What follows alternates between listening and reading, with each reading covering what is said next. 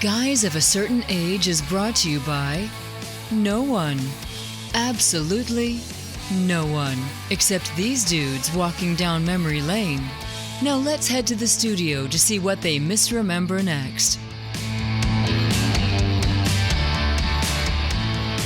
It's the podcast that's hotter than a Thursday in June in Mississippi. It's Guys of a Certain Age.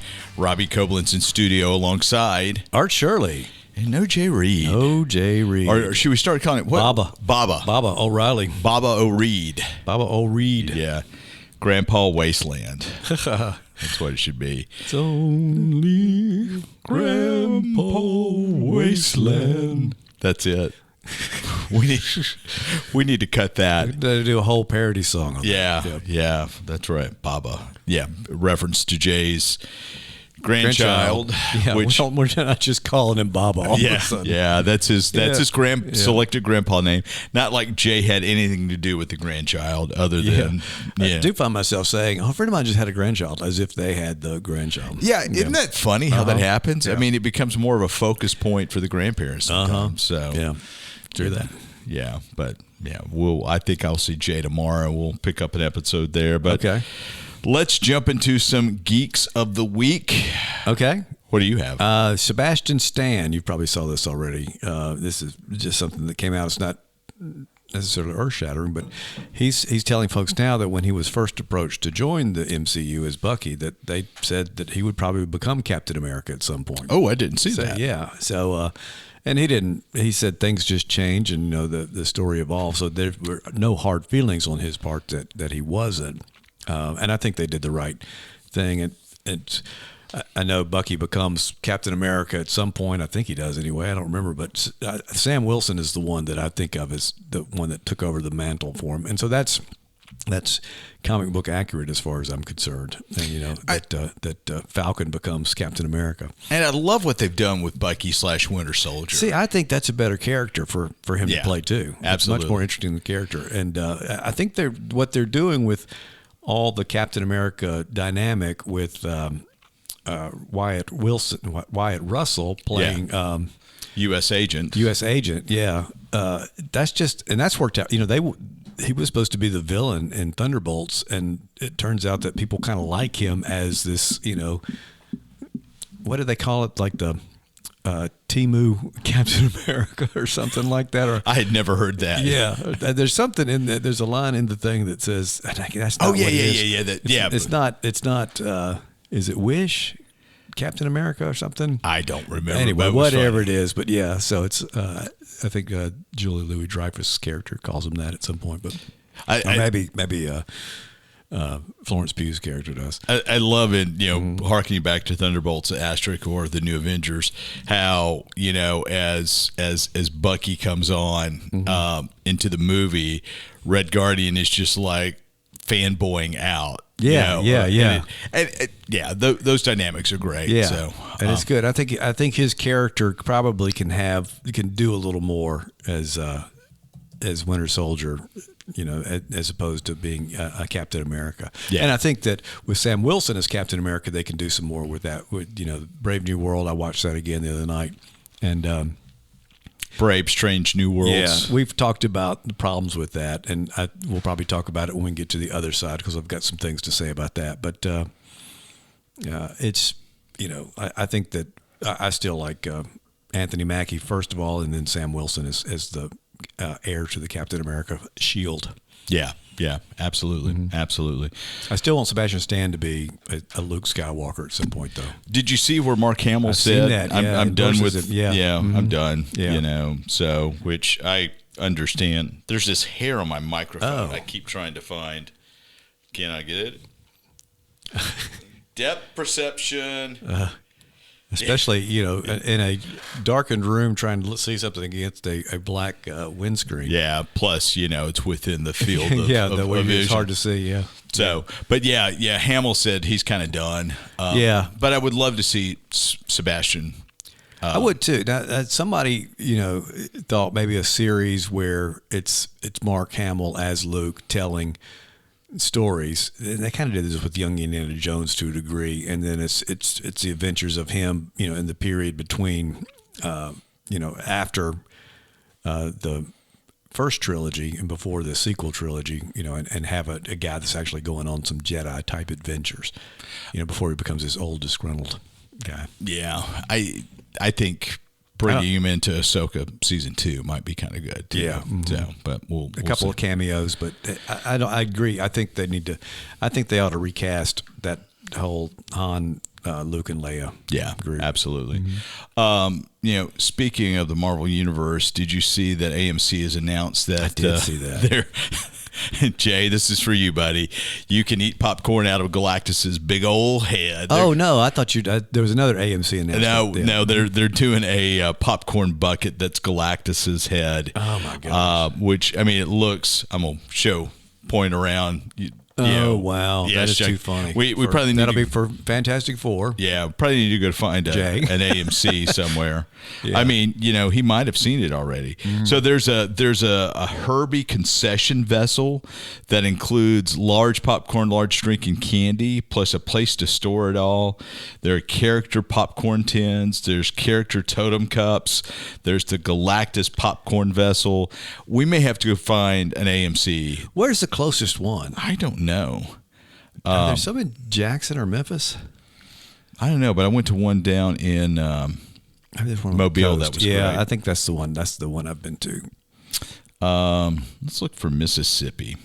But the AMC other announcement they made is that they're going to be increasing the ads that run before the movies. They may be one of the last theaters that really haven't had a whole lot of ads. Now you go, and it's a good 30 minutes before the movie actually starts. Yeah. And you're not watching previews, which I don't mind watching previews at all. But the local ads that you would see on your television, if you're still getting ads through your streaming services or still watching broadcast TV, it's kind of ridiculous almost. Well, and the thing is, it's what the writer of the article was saying is in a time when they're trying to lure people away from just watching it at home, that's not the way to do it. No, it's not. Mm-hmm. Of course, what people will do is they'll wait. If the movie's scheduled to start at 7, you'll just go at 7:20 to make sure you miss as many as you can. The AMC we went to down in Mobile had assigned seats, which I loved. I like that too. Yeah, I like that quite a bit. I love the idea. That's why we go to Tupelo for that. So, yeah, they have assigned seats. It's not AMC in Tupelo, is it? No. It's Cinemark and Amalco. Yeah. Both of those have the reclining assigned seats. Yeah, which are great. So, I've got another geek. We haven't talked about the Stranger Things announcement of how they're debuting and divvying up the last 8 episodes. Have we? No, I've seen it. I don't think we've talked about it. So they're going to drop the first 4 episodes on November 26th, the next 3 on December 25th, and the final will premiere on December 31. So it's 8 episodes to finish out the Stranger Things saga. They're kind of milking it for all it's worth. Yeah. I think the kids are going to be going into the retirement home at the end. There's a lot of most everything you see on Reels is people being turned into babies right now. Except for Stranger Things, they're turning those kids into old folks. It's like here they are on the set of Stranger Things. I may have to rewatch Stranger Things just to get back into it. Mm-hmm. And I kind of wish I would have done that with Severance since there was such a long gap between season 1 and season 2. Yeah. But I'm kind of looking forward to that. There was one season I remember that it was kind of felt like a filler season, and I can't remember what season is this. This is fifth season. Yes. I think maybe the 3rd season, maybe the 2nd one. But yeah, especially that first season, and then the past season was kind of crazy. I think that'd be another one good one worth watching. Yeah, absolutely. Something else I saw that came across my feeds this morning. You remember Michael Rosenbaum from Smallville? Lex Luthor. Luthor. Mm-hmm. So he and James Gunn are really tied, and I didn't realize that. So how James Gunn loves to put his friends in his movies. Mm-hmm. So apparently there is a voice that Rosenbaum voiced for the Superman movie. Really? Don't know what it is. The Flash? No idea, but. It should be really, really cool. I still think he's probably my favorite Lex Luthor. I didn't watch him enough, but seeing him, I mean, he's really, really good. And I wish he had, I mean, I think Nicholas Hoult, who's playing him in the movie, looks really good. Yeah. But I would have liked to have seen him get and I know they don't want to make the move from whoever played him in TV, play him, in the movies, but he would have been good, and probably would have, I think, had he had that opportunity, would have been the definitive Lex Luthor. I mean, like you said, people believe he is already, but I think that would have won anybody that said, "Oh, you got to be in a movie to be the definitive." I think he would have been it. Well, he played the character longer than anybody else. Yeah. I mean, he played it for 7 years, 6 years. Yeah. And I like Rosenbaum. Do you listen to his podcast? I don't. I'll see snippets of it from in reels from Instagram or whatever. Yeah.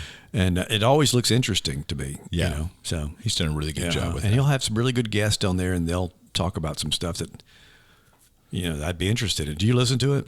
It depends on guest, and it kind of falls down my list, and I need to go back and say, oh, all right, who does he have? Yeah.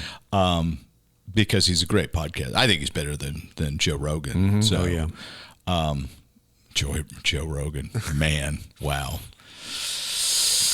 Yeah. Okay. So why couldn't we? News radio.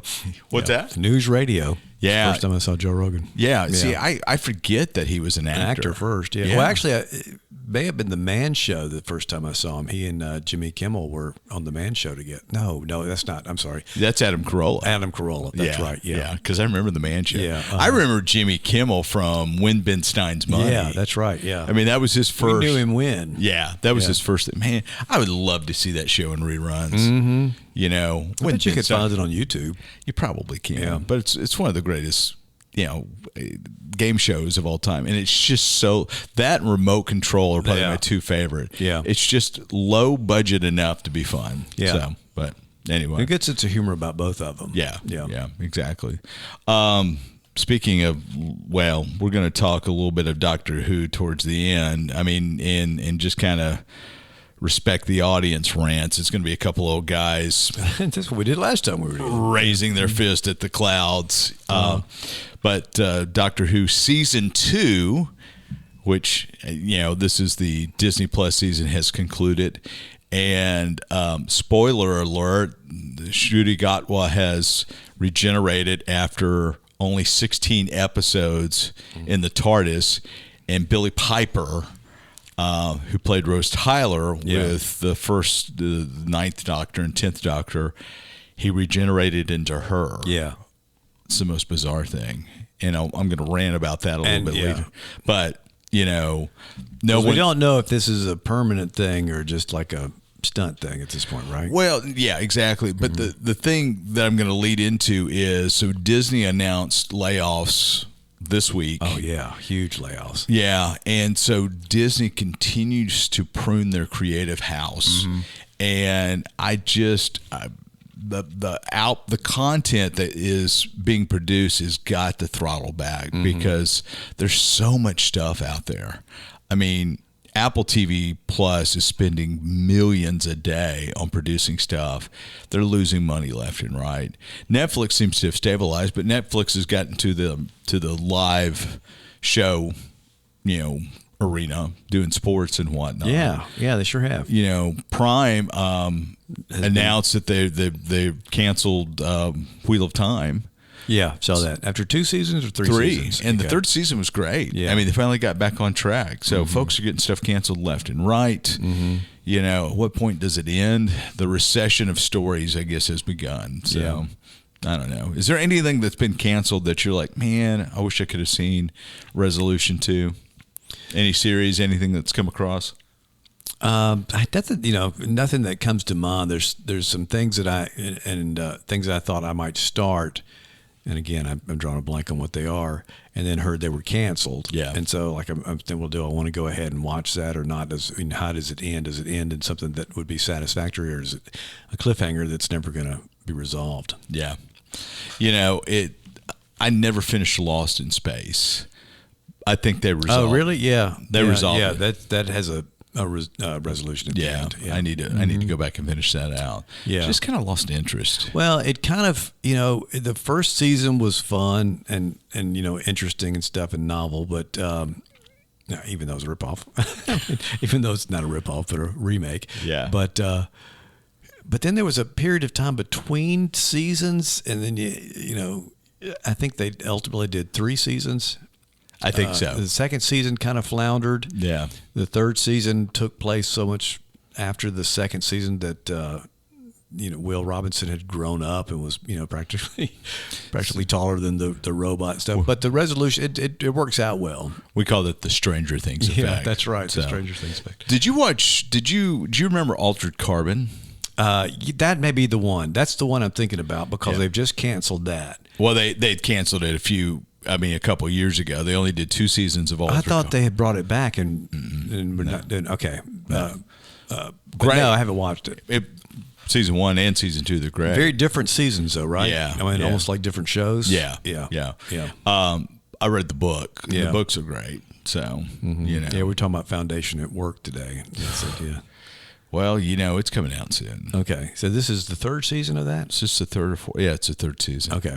So Lee Pace is who's the name we were trying to remember. Yeah. Yeah. So, and I started it and was so different from the book. I had trouble connecting it, and I think I don't have Apple TV right now, but I know we've planned on getting it before again.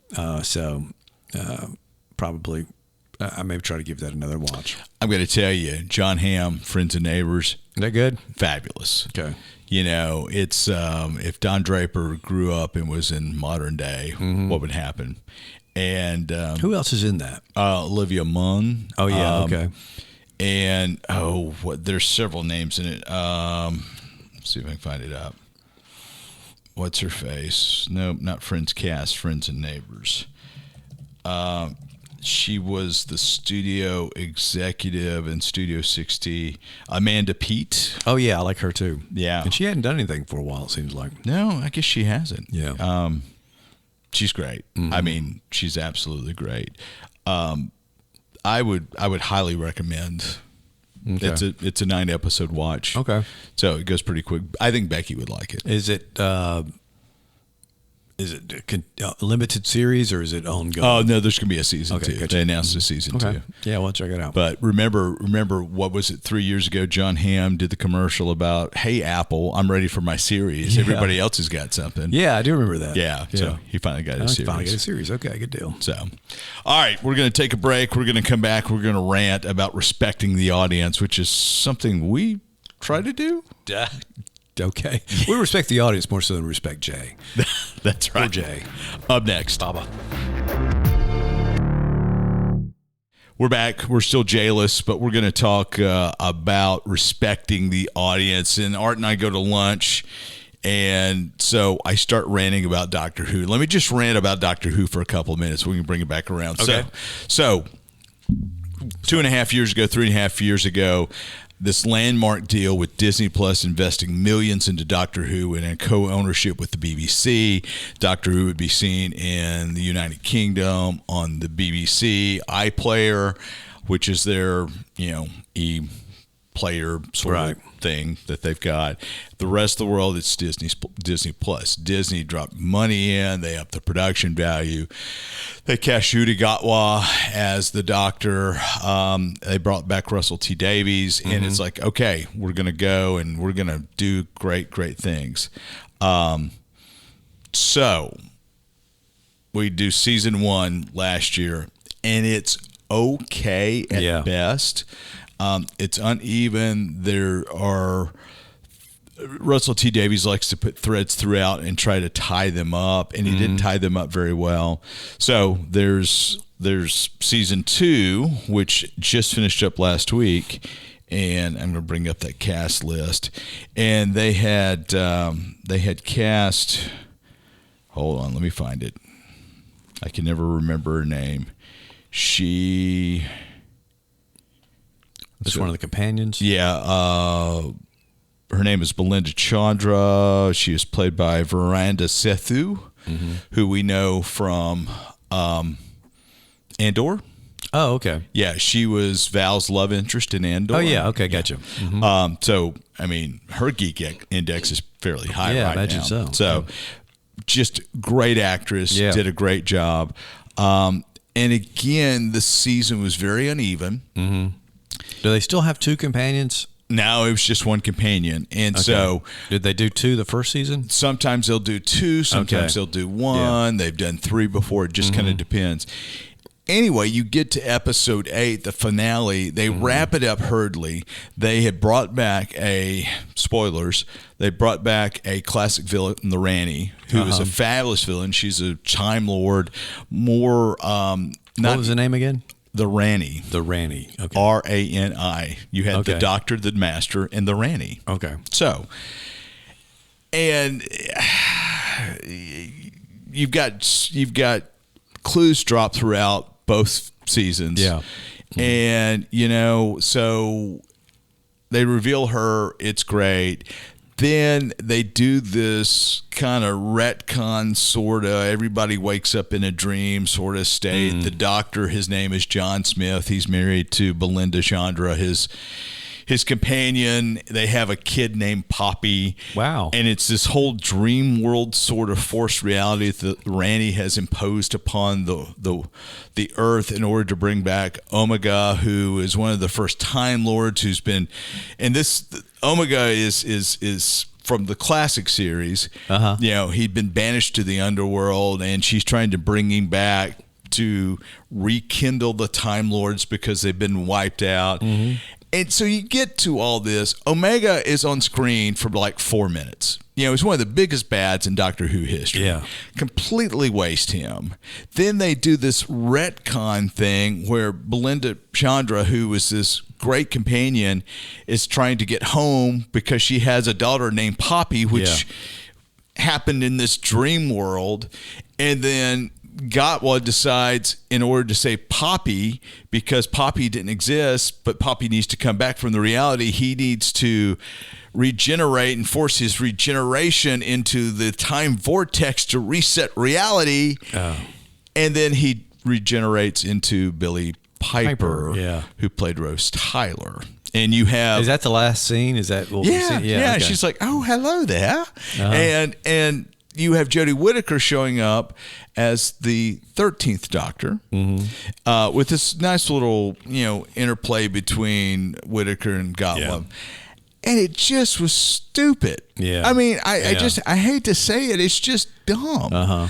The writing's weak. Yeah. And, the story behind supposedly is there was not a commitment for season 3. Gatwa's star is rising. I mean, he was in the Barbie movie. He was the breakout star of Sex Education. He's got stuff happening. He's probably going to end up in Hollywood. He's got a charisma about him. He's a great actor. Yeah. And he couldn't wait on Doctor Who. And so they had foreshadowed the Doctor's granddaughter from the initial season in 1963-64. They brought that actress back to do a couple little flashback, and it never paid off. Yeah. So the thought was that they came in and they had to reshoot the ending of the episode because Gatwa has left, and it's just a mess, and it all kind of sucks. Yeah. And it's like, what's the point? Yeah.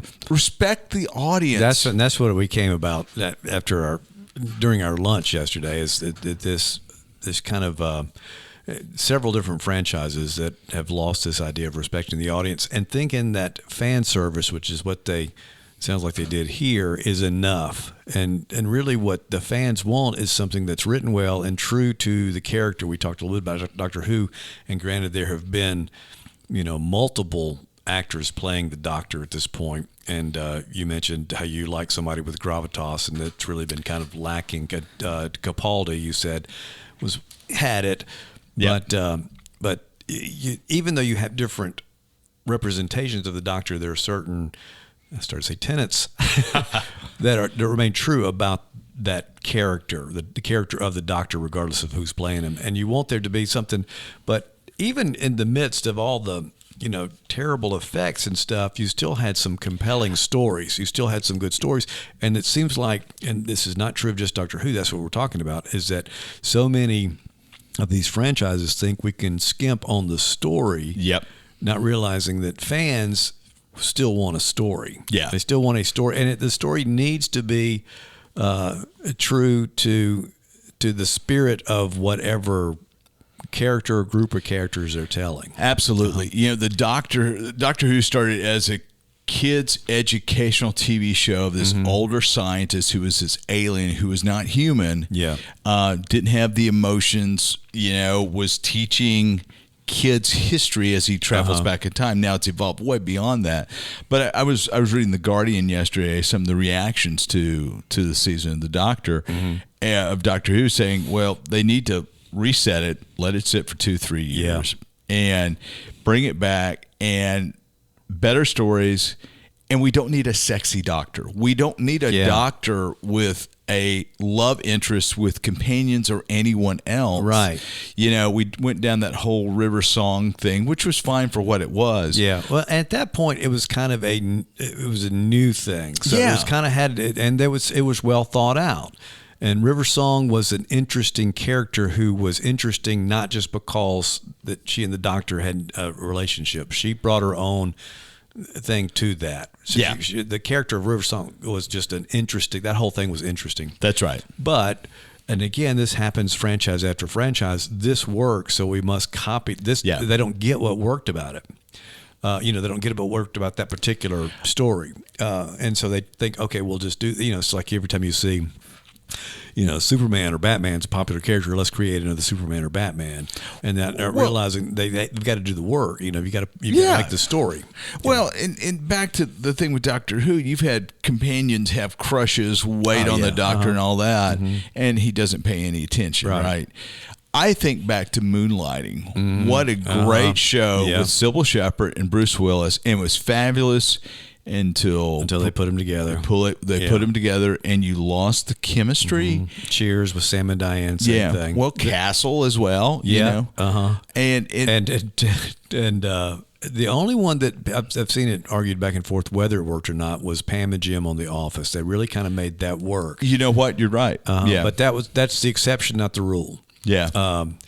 And the other thing too, the companion to me always serves best if they're representing us. They're the person constantly blown away by what's going on, with the Doctor, what the Doctor's world is like or universe is like, because really that's the case. So they should always have that, oh my gosh, I can't believe this is happening kind of thing. And give the Doctor a bit of a human connection. But the Doctor is not human and never. That's right. Always needs to be other than. Well, and so Doctor Who, which we've ranted about for a while, is one example. Star Trek Discovery is another. Yeah.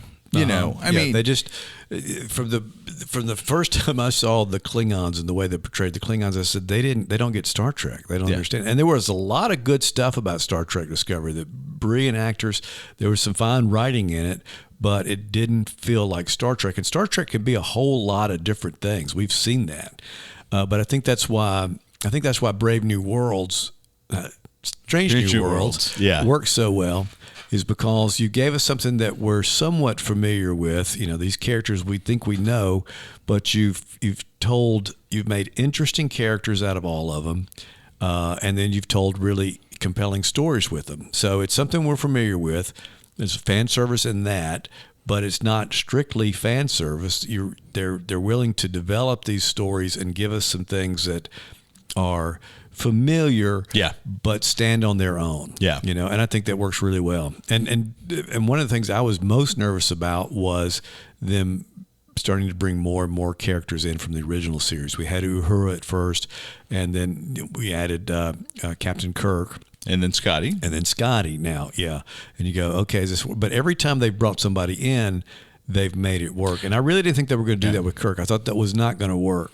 But they've given him enough of his personality, but also presenting him as a pre-Kirk, a predecessor to what we got to know. So they've made him interesting. Well, Nurse Chapel, that's one of my favorite characters on the show, and she was not on the original series. I mean, she was always just kind of an extra on the original series, and just happened to be married to Gene Roddenberry.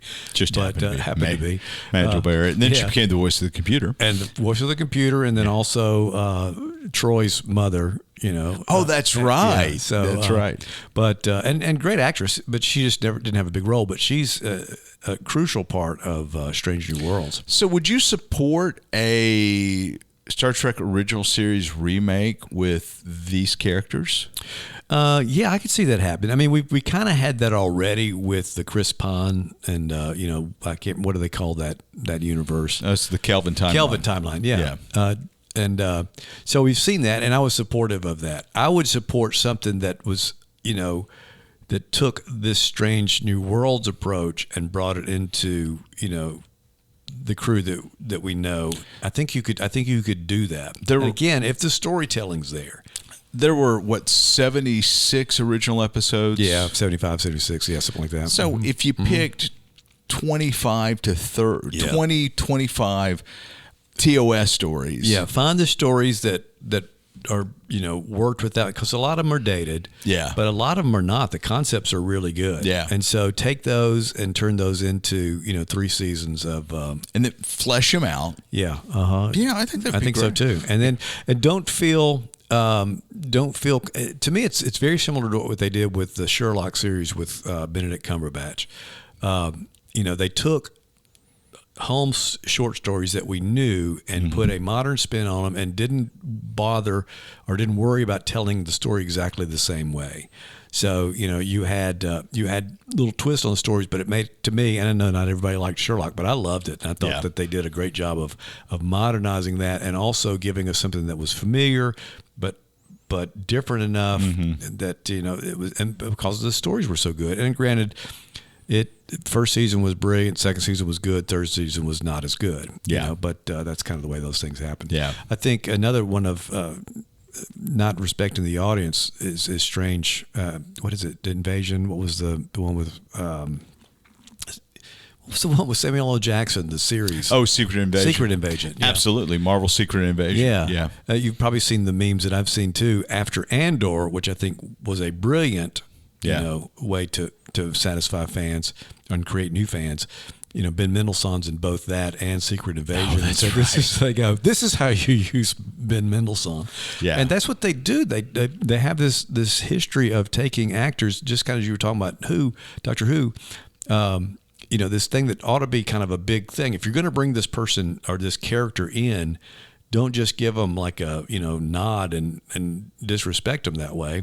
Make them, you know, part of the story that's going on. And boy, Secret Invasion is probably the worst about doing that, because you know, Eternals is a bad movie, but I wasn't familiar with those characters, so I didn't have that ownership. Yeah. But you know what they did with Secret Invasion and just completely kind of neutering Nick Fury. Boy, talk about the retcon of all retcons. Yeah, yeah, and it was horrible. Yeah, it was just not good. And again, it's something that they think this is going to work, and maybe it would have if the storytelling was better. But it's like they didn't have a story there. Yeah. They didn't care. And I think we talked too about the Star Wars sequels, and we've talked about that plenty of times. But again, it's not. There wasn't a plan. A lot of fan service, you know, basically let's, you know, blow up the Death Star planet this time instead of just the Death Star thing. And you know, we'll do this. And it just didn't work because there were good story ideas there, but they were just not really fully realized. Sometimes budget constraints are a good thing because they force you to tighten the story. Yeah. Develop the characters and think through what you're going to do, and just not throw a bunch of CGI at it. That's right. And you see that all the time. If somebody's we've got this budget, we have to make the best story we can with this budget. And otherwise you're just like, we've got to spend the money. I mean, that's what, as we go work through budget constraints. My thing is the best part about, you know, a small budget is it forces you to focus on what you do. Yeah. And so that doesn't necessarily have to be a bad thing. I think in movie making can be a really good thing. Robert Rodriguez still is one of those that made great movies, when he had small budgets and really kind of started making worse movies when he got some money. Yeah, exactly. Exactly. So. But, also with more money you have more people to have to satisfy up the line. That's right. That's right. Have you watched The Studio yet? No, you haven't on Apple TV Plus. No, I think that may be the thing that it's hilarious. That needs to get me back on Apple TV. Because, sorry, it's great. Yeah, and apparently it is pretty accurate. Studio is pretty Hollywood accurate. Yeah, and I mean that's one of the things I make fun of. I mean, No spoiler, but I mean, because there's not really anything dramatic in it. It's more slice of life. But what's his face? Seth Rogen. Is he any relation? He's no relation to Joe Rogan. No, I don't think so. I wouldn't think so.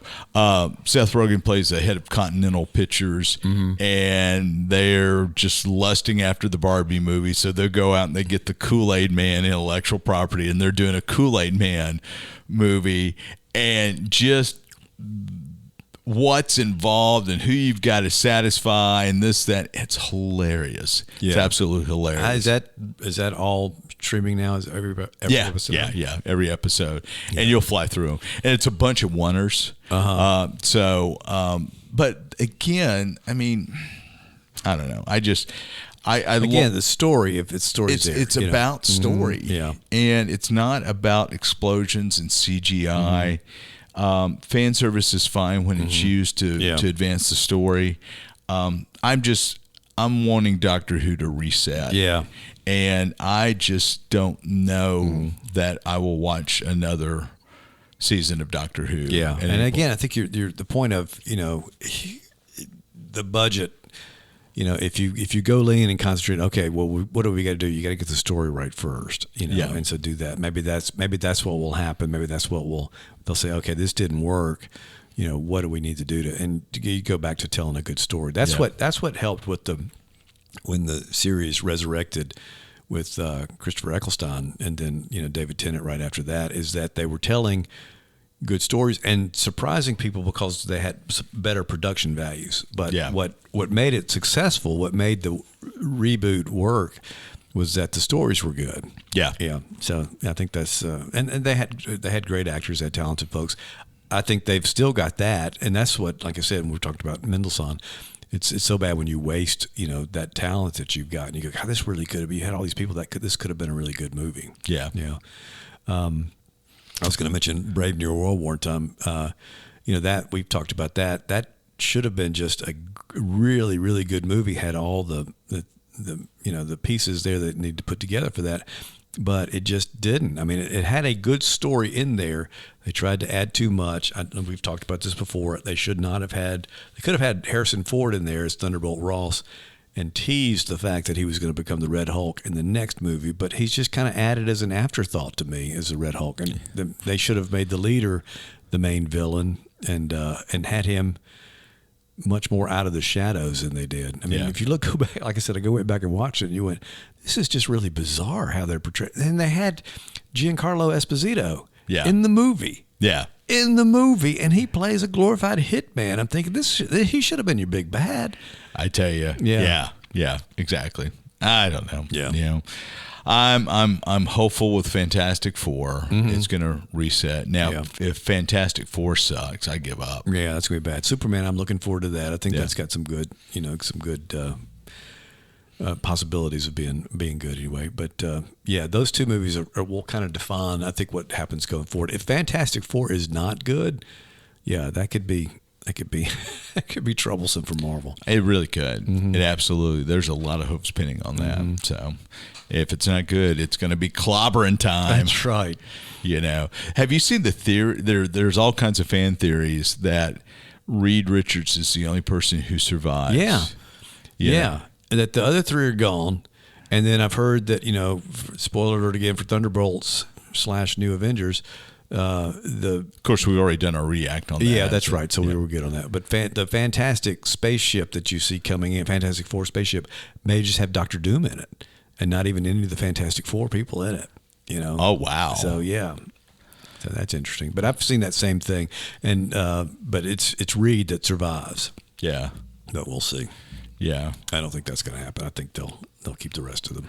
You would think, but who knows? You know, I mean, I'm looking forward to it, and I hope I'm not disappointed. Yeah, me too. So, all right, we're going to sign off. Thanks for joining us. We'll see you next time around.